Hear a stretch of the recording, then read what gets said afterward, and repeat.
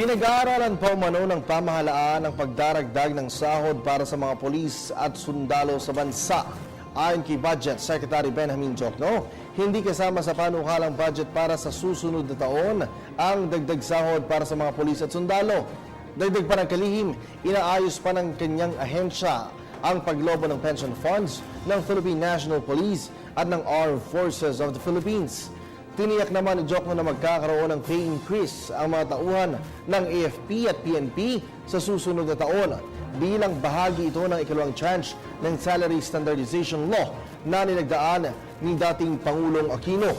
Matatanda ang isa sa ipinangako ni Pangulong Duterte noong panahon ng pangangampanya ay ang pagdoble sa sweldo ng mga pulis at sundalo upang hindi na masangkot sa anumang katiwalian. Sinabi naman ni Diokno na tatalakhayin niya sa Pangulo ang naturang issue.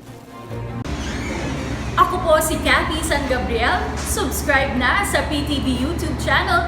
I-click lang po ang subscribe button.